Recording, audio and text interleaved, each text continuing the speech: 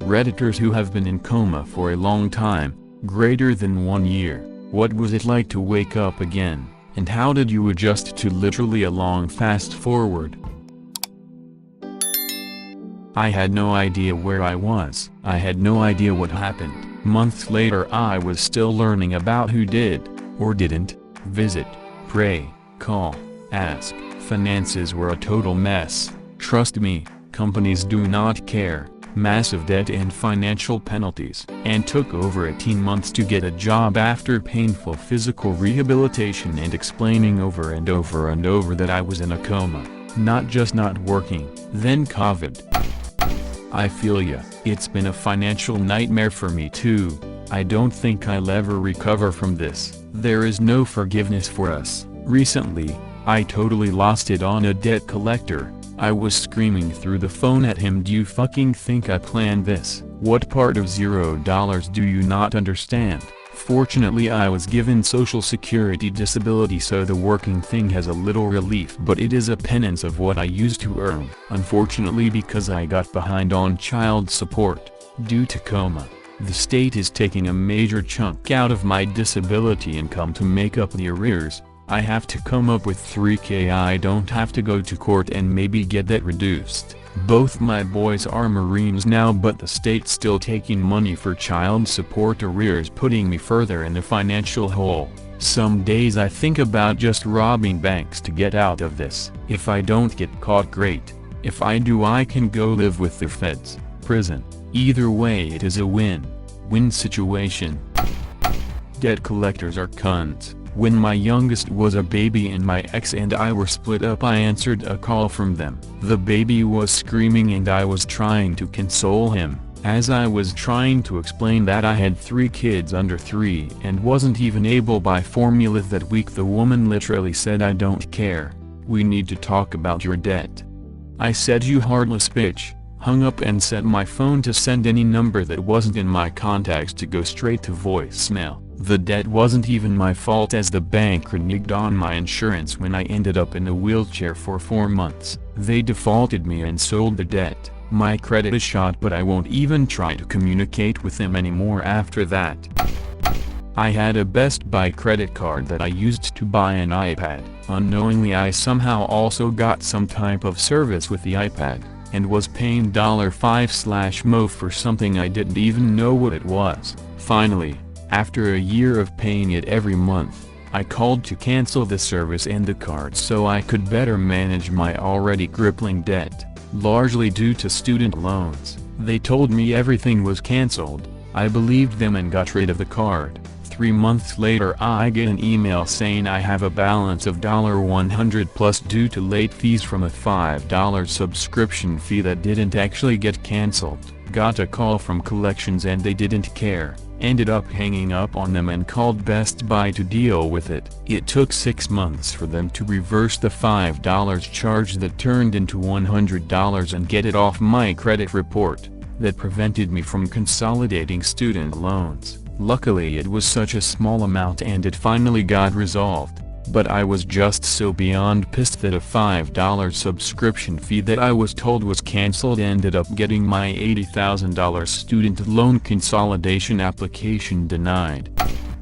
Can I help? I tried to DM you, but I am old and I don't know how Reddit works. If I could pay for a lunch or something I would like to, ETA.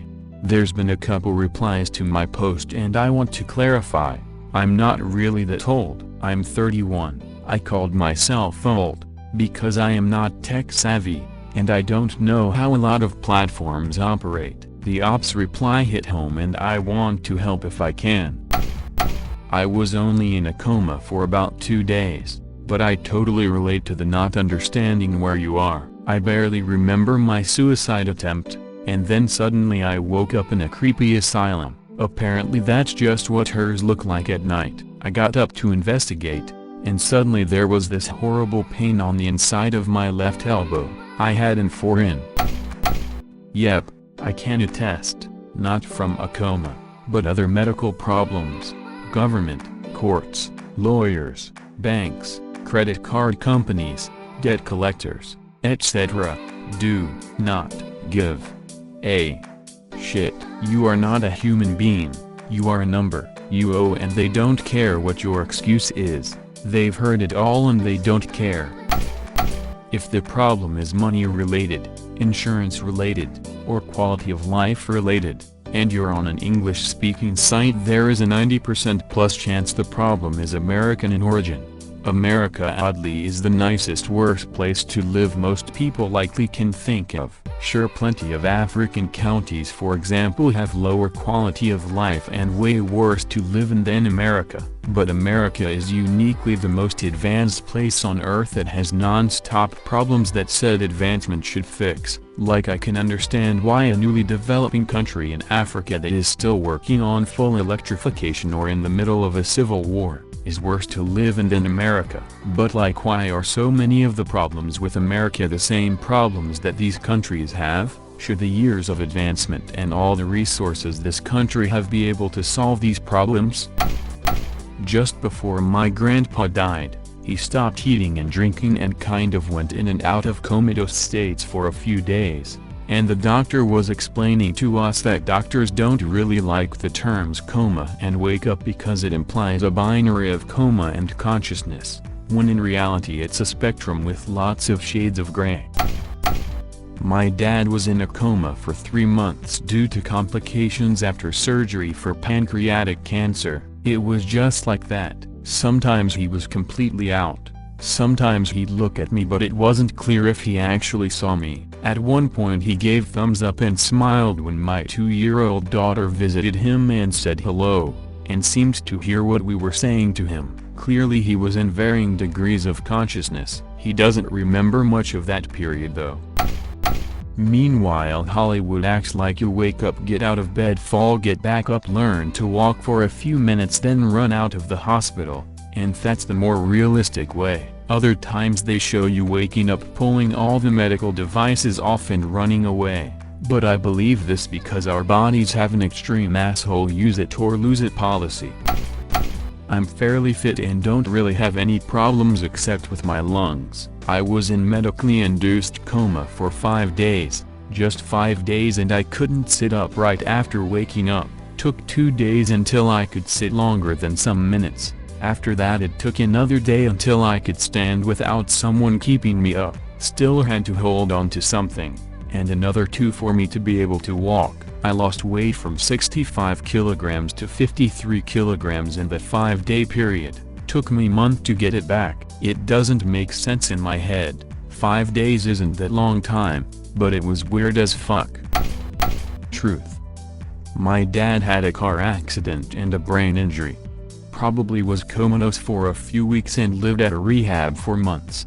He didn't remember that my sister had died a few months before his accident. It was awful. I had to retell him again and again. And again. Nightmare. Totally different person too. I felt the same way in losing 2 people that year. It's been over 20 years now and he's still a different person. I've obviously gotten used to him, but he's a shell of what he used to be. Sucks. Ambiguous grief is a great description. I experienced this when it was discovered my dad had an aggressive brain tumor. Surgery was, I want to say, 2-3 days after we found out. So we were still in shock, but I was not braced for the different personality that came post-surgery. Then it continued to shift and shimmy the entire time until he died. I mourned him twice. The person I knew before surgery and then the actual physical dad present in my life 8 months later when he died. I was too young to have proper emotional capacity, maturity for it. It fucked me up a long time. Lost most of my 20s to sorting that all out. In nursing school my instructors always told us, multiple times actually, whenever you're taking care of a patient who is in a comatose/sedated/intubated type state, talk to the patient like they're aware, tell them are turning, cleaning, moving them, etc., and don't hold conversations in their room that you wouldn't if they were awake and alert. Hearing is the last thing to go. Yeah man, even super light head injuries caused by sickness or something can really mess you up. Since that happened to me, I basically slept for 5 years. Not a coma though. first half year one slept like 18 plus hours a day. You don't really have a life when you sleep so much, and your brain doesn't function on a lack of sleep either. It's really the tiny things that you used to be good at that are so noticeable. I used to be quite precise and check and recheck stuff. I still do that. However, I just make mistakes anyway, like ordering the wrong size color phone despite triple checking I selected the blue one, or ordering the wrong size of something. It's frustrating, but luckily it is all very mild and it does seem to improve with time. That honestly completely put me off The Walking Dead right at the beginning. So the main character wakes up from a coma that was long enough for his wife and best friend to start a relationship, and also a zombie apocalypse. But the zombies didn't care for him and left him specifically alone. Then he wakes up and is just fine. I don't expect much realism in a series about zombies, but there is only so much my suspension of disbelief can do. Does it count if you can't remember a single thing for 6-8 weeks? I was technically out, but my wife says she had a conversation with me every day. I don't remember anything but was medically sedated for almost 2 months after getting hit by a car cycling. Anyway, I couldn't walk or use any extremities upon coming to. Extreme muscle atrophy required almost 2 yoctoseconds of PT to regain full independence. Not fun at all. My dad also lost several weeks of memories after being run over by a car whilst he was out cycling. Weird how similar your stories are. He spent 2 months in hospital too but couldn't remember anything that had happened for weeks beforehand. The accident happened in January, but when he was taken out of his induced coma he still thought it was the year before and couldn't remember Christmas or anything.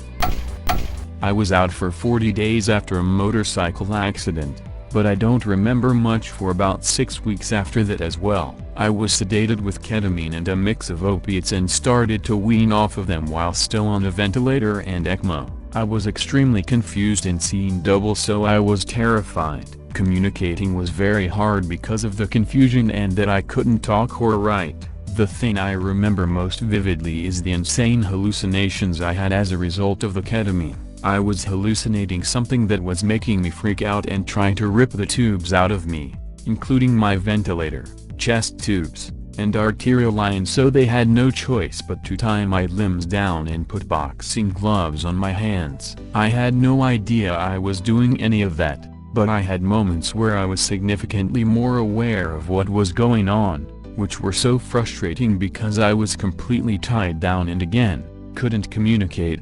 The doctors and nurses kept trying to explain to me what I was doing and that I needed to stop, but I did not understand. I felt like I was being tortured and I couldn't understand why. At the time of my accident, I was in an online relationship that had become very rocky. I had booked a flight to meet the girl and my accident happened the day before my flight. This was only somewhat of a coincidence, as I was riding my motorcycle extremely recklessly due to my emotions and frustration in the relationship, and with my life for other reasons. My family knew about my relationship and was able to tell her, but it wasn't until about 3 months after the day of the accident that I talked to her for the first time by sending her a video. One of my respiratory therapists put a device on my tracheostomy so I was able to talk. This was an extremely emotional moment and my mom was the first person to hear my voice. I used the device to talk on the phone with the girl, but it was difficult because the ventilator was loud and the device did not sound like my normal voice. My relationship with her was not the same and not recoverable. In hindsight, this was for the better, but in the moment, despite all the terrible things I was experiencing, the feeling of having lost the connection with this girl who was my first love was awful. By this time I was becoming completely aware of what I did and what happened, and extremely conscious of what I had put my mom through, as she had been by my side every day in the hospital, not knowing if I would survive, or if I had sustained significant brain damage. After 5 months in the hospital I was transferred to a rehabilitation facility, and 2 weeks later, December 2019, discharged home with a wheelchair and walker. I was gaining the ability to walk short distances on my own and even decided to start college again. Then COVID hit, and I also experienced some unfortunate medical complications that kept me in and out of the hospital for most of 2020. This is all very recent, but every aspect of my life has changed post-accident. My finances are in ruin. My physical health and pain is terrible, but given the fact that I have all my limbs and can still walk, I feel like I can't complain. I value time completely differently because of my continuing medical complications. I don't think I will live very long. It's a lot harder for me to get angry or upset about anything because it all feels insignificant compared to being tied down, unable to communicate, and in pain. I could write a book filled with details of the past and how I'm doing now, so I'll cut it off here. I hope you get on top of your medical issues. Sounds like a pretty terrifying experience. My best mate was in hospital for nearly 9 months after being run over by a 4WD. He doesn't talk about it much, but I know he's in chronic pain and has no immune system due to losing his spleen. He's been in isolation whole COVID too. Some people get dealt some really difficult cards. I hope you find acceptance and peace with your circumstances. There's still plenty of life left to live. My sister was in a car accident and sustained a massive head injury. She was in a coma for over 5 months. Waking up from a coma doesn't happen suddenly, it's gradual. She had to relearn everything starting with swallowing. She's missing her last year of high school and she cannot remember many things since her accident. Her short-term memory was damaged. Her damaged memory makes her very frustrated. As someone with a damaged memory, I can relate. The feeling of knowing something is supposed to be in there but it's not is really hard to describe and so incredibly frustrating. The closest thing I can think of to describe it is a word or name being on the tip of your tongue but you can't quite recall it, only instead of words or names or titles, it's with memories. Some are worse, like having absolutely no clue what someone is talking about when they are reminiscing about something. Others are better, remembering small snippets of something happening but not the whole thing. Some are just straight up disconcerting, having no idea what happened during months of time of your life. Still, yet some can be downright baffling. Most recently I was in a craft store and had some super strong emotional reaction over drawing pencils but have no clue why or what's important to me about them. It can be pretty exciting and overwhelming when something finally clicks and a whole flood of memory comes rushing in at all once though. I bought the pencils hoping one day it will trigger a lot of weird shit. The TLDR is I dreamt I met a man who showed me how to ascend to the lowest of the higher planes of existence. My soul was too weak to continue to ascend even higher, so I had to travel through different realities and strengthen the souls those versions of me till I was powerful enough to further my ascension. Some went smooth, some didn't. Some were fun, others were terrifying, caught the attention of the wrong being and got chased. My uncle and dad were in a terrible wreck when they were both 19. My dad was out about 6-7 hours, remembers nothing. My uncle was in a coma for 6 weeks. He said he could hear every conversation, knew when people visited him but he couldn't communicate or move a muscle. He can still recall conversations people had while visiting him. He said his greatest fear was they would think he was dead and bury him. He was terrified because he couldn't react or communicate and didn't know what they would do with him. Then he woke up. He had some lifelong disabilities but went on to become the VP at his company in Texas. Best friend of an old colleague of mine who I met a few times at drinks etc. She was in a car accident when she was about 20. Spent a few months in a coma. Upon waking up apparently her whole personality changed, especially her goals and stuff. Before the accident she wanted me to a teacher and was in uni, but after the accident she couldn't think of anything worse and wanted to become a hairdresser. She couldn't remember a lot of her teenage years and she said some things like her favorite food and TV shows had changed from what people told her she liked beforehand, and taste in music. I was absolutely flabbergasted by what she was telling me. Roseanne Barr said a similar thing. Apparently she was in a car accident at 16, I think. Before that she had to watch and care for her siblings, was a square, never cursed, etc. After the accident, I don't think she was in a coma. Her first words were, "I need a cigarette."